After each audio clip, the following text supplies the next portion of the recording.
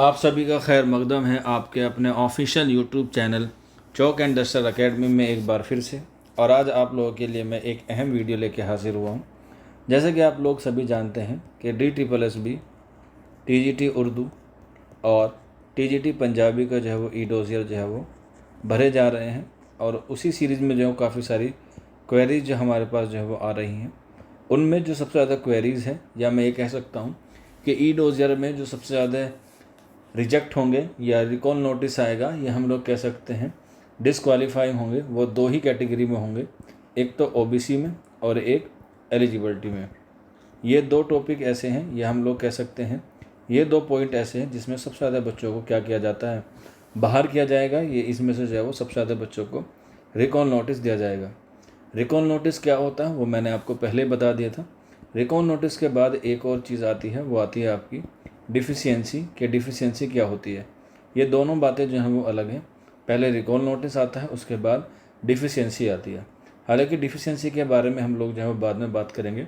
अभी हम लोग रिकॉल नोटिस के बारे में बात करेंगे, जो हमारा OBC और एलिजिबिलिटी के लिए आता है। तो सबसे पहले बात करते हैं OBC की, क्योंकि ये मुद्दा जो है वो बहुत बड़ा है और बच्चे जो है वो इसमें कंफ्यूज होते हैं। OBC जो है वो दो तरह का होता है, और एक होता है नॉन क्रीमी लेयर यानी कि NCL, और एक होता है क्रीमी लेयर। तो इसमें जो बेनिफिट मिलेगा आप लोगों को वो NCL वाला मिलेगा। अब बहुत सारे बच्चे इस बात को लेकर परेशान है कि हमारा जो NCL है वो फाइनेंशियल ईयर का नहीं है, लेकिन पहले वाला है। तो मैं आपसे बता दूं कि आपने जो पहले अपलोड किया था वही वाला जो है वो आप लोग अपलोड कर दें, जो इसका नोटिफिकेशन आया था 12 जनवरी 2024 को। और जो लास्ट डेट थी वो थी 8 मार्च 2024, क्योंकि फॉर्म भरने शुरू हुए थे 8 फरवरी से। तो इससे पहले का होगा या 2024 के फाइनेंशियल ईयर का होगा, वो भी आप लोग जो है अपलोड कर दीजिएगा। रिजेक्ट नहीं होगा, क्योंकि इसके बाद भी आपको जो टाइम मिलेगा। OBC का सर्टिफिकेट अगर आपके पास है NCL का, तो ही आप लोग जो है वो अपलोड कीजिएगा। इसके बाद दूसरी कैटेगरी आती है OBC में ही, जो होती है OBC आउटसाइड दिल्ली। ये जो है वो सबसे ज़्यादा रिकॉल नोटिस अगर आप लोगों ने देखे होंगे गुज़िश्ता साल, तो सबसे ज़्यादा रिकॉल नोटिस जो है वो इसी के आए थे, OBC आउटसाइड के। लेकिन मैं एक बात और बता दूं, जिन भी बच्चों का OBC आउटसाइड दिल्ली का आया था रिकॉल नोटिस, उनका किसी का भी सिलेक्शन नहीं रुका, सबका जो है वो सिलेक्शन हुआ। लेकिन उसके लिए दो कंडीशन जो है वो ज़रूरी थी। पहली कंडीशन कि उसका जो CTET है वो 90 नंबर का होना चाहिए। पहली बात तो ये। हालांकि मैंने एक वीडियो जब बनाई थी उसके कमेंट में मैंने एक रिप्लाई दिया था, तो वो बाय मिस्टेक रिप्लाई कंफर्म हो गया था। उसके लिए मैं सॉरी चाहता हूँ कि आप लोग जो है वो उसे मैंने डिलीट भी कर दिया था, क्योंकि वो गलत था। उसने बच्चे ने 89 पूछा था, मुझे लगा वो OBC का है, लेकिन बाद में पता चला कि वो जनरल कैटेगरी में है। तो ये वाला आप लोग जो है वो करेक्शन कर लीजिएगा अगर आपको कोई डाउट रहता है। हालांकि कोशिश करता हूँ मैं कि सही इन्फॉर्मेशन आपको प्रोवाइड करा पाऊँ। तो पहला तो ये होगा कि आपका जो है वो 90 मार्क्स का होना चाहिए, OBC आउटसाइड दिल्ली होंगे तो। इसके बाद जो सेकंड पॉइंट है वो है आपका स्कोर कार्ड। ये हम लोग कह सकते हैं आपकी कट ऑफ। जैसे कि आपको पता है UR की जो है वो 80.15 गई है, तो आपका स्कोर जो है वो इससे ज़्यादा होना चाहिए। अगर आपने OBC आउटसाइड दिल्ली भरा है तो आपको जो है वो OBC जो है वो काउंट नहीं किया जाएगा, बल्कि आपको जो है वो जनरल में काउंट कर लिया जाएगा ऑटोमेटिकली।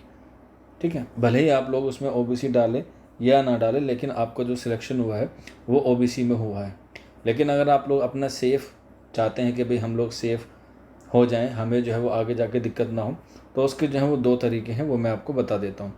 तो सबसे पहला तरीका ये है कि आपने जो फॉर्म भरते वक्त OBC का सर्टिफिकेट डाला था, जो आपका आउटसाइड दिल्ली का था, उसे ही आप लोग जो है वो अपलोड कर दें।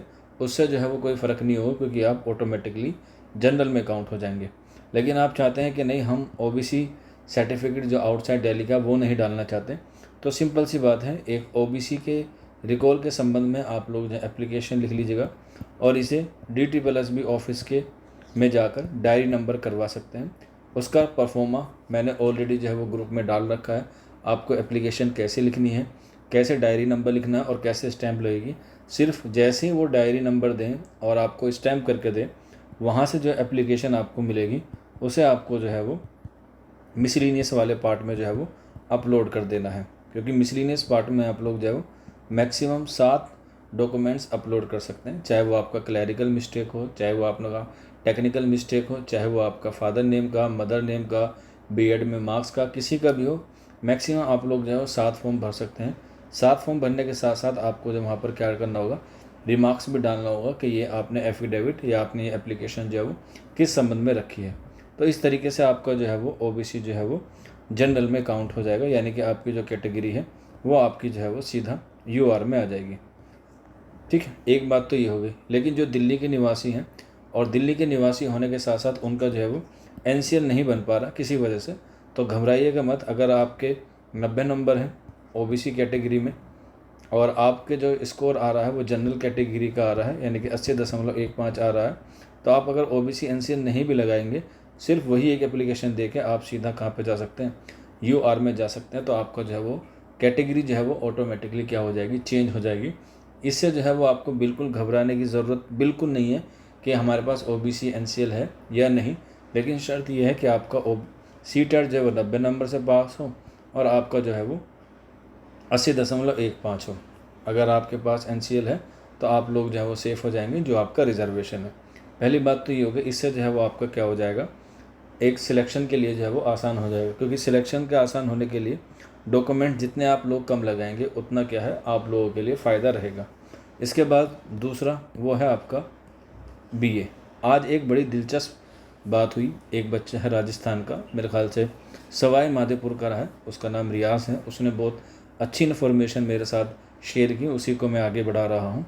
और वो ये था कि हमने जब 2023 में जो गैजेट आया था दिल्ली सरकार का, उसमें हमने देखा कि जो बीए की परसेंटेज थी वो मिनिमम 50% मांगी गई थी जनरल कैंडिडेट के लिए। उसकी पीडीएफ मैंने ऑलरेडी ग्रुप में शेयर कर दी है, आप लोग वहाँ से देख भी सकते हैं। लेकिन जो विज्ञप्ति आई, यानी कि जो नोटिफिकेशन आया 12 जनवरी 2024 को, उसमें जो बीए की परसेंटेज मांगी गई वो 45 मांगी गई। क्योंकि ऐसे तकरीबन 10 बच्चे मेरे पास फॉर्म आए हैं, यानी कि फ़ोन आए हैं कि सर हमारी जो है वो परसेंटेज बीए में इतनी है, क्या हम एलिजिबल हैं या नहीं है। तो जब मैंने इन दोनों नोटिफिकेशन को ध्यान से पढ़ा, यानी कि एक गैजेट को और एक नोटिफिकेशन को, यानी कि विज्ञप्ति को, तो मुझे लगा कि इसमें से कौन सा सही होगा। तो क्योंकि गैजेट में 50% मांगा गया है और यहाँ पर जो है वो 45% मांगा गया। इसी के साथ साथ दिल्ली गैजेट में एक और बात बड़ी इंटरेस्टिंग बताई गई है कि अगर आपके पास बीए या एमए में, क्योंकि वहाँ पर जो है वो एमए को भी बेस बनाया गया है। और ये बच्चे ने बात पूछी थी, फ़हीम ने, जो दिल्ली का रहने वाला है, क्योंकि उसने मेरे ख्याल से फॉर्म एमए के बेस पे भरा है और बहुत सारे बच्चों ने जो फॉर्म एमए के बेस पे भरा है कि इस कंडीशन में क्या होगा। तो ये चीज़ें थोड़ी सी कॉम्प्लिकेटेड लगी मुझे कि एक तरफ आप लोग बीए और बीएड की एलिजिबिलिटी मांग रहे हैं, लेकिन वहीं पर आप लोग जो और भी कह रहे हैं जो एमए पे होगी, यानी कि एमआईएल के अकॉर्डिंग दे रखी है। तो ये जो है वो थोड़ी सी कंफ्यूज करने वाली चीज़ें थी। हालांकि इसे मैं समझने की कोशिश कर रहा हूँ और अगले सेशन में जो है मैं बता दूंगा आप लोगों को, क्योंकि मैं भी सही इन्फॉर्मेशन देने की कोशिश करता हूँ। हालांकि अगर किसी बच्चे को मालूम हो तो कमेंट बॉक्स में बता सकते हैं, या फिर ये हमारा नंबर है 9045220432। हालांकि मैंने पहले ही बता रखा है आप लोगों को कि मुझे एडमिनिस्ट्रेशन चीज़ों की नॉलेज थोड़ी सी कम है। मेरा काम है पढ़ाना। हाँ, पढ़ाने और पढ़ने में मुझसे जो है वो आप लोग सवाल जवाब कर सकते हैं, लेकिन ये चीज़ें थोड़ी सी समझने में मुझे मुश्किलों का सामना करना पड़ता है, क्योंकि ये टेक्निकल चीज़ें होती हैं और टेक्निकल चीज़ों के लिए एक्सपर्ट का होना ज़रूरी है।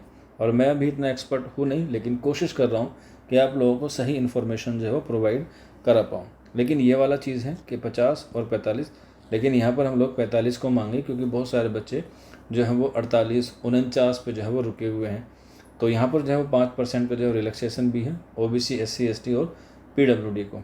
तो ये सारी चीज़ें हो गई हैं जो 2 बातें मुझे आपके आज के सेशन में बतानी थी।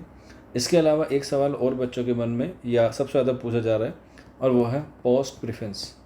क्योंकि आपने नोटिफिकेशन देखा होगा तो उसमें पोस्ट प्रेफरेंसेस के बारे में पूछा जा रहा है कि ये क्या होती है। इसके बारे में आपको जो है वो नेक्स्ट वीडियो में बताऊँगा इंशाल्लाह जल्द ही। शुक्रिया।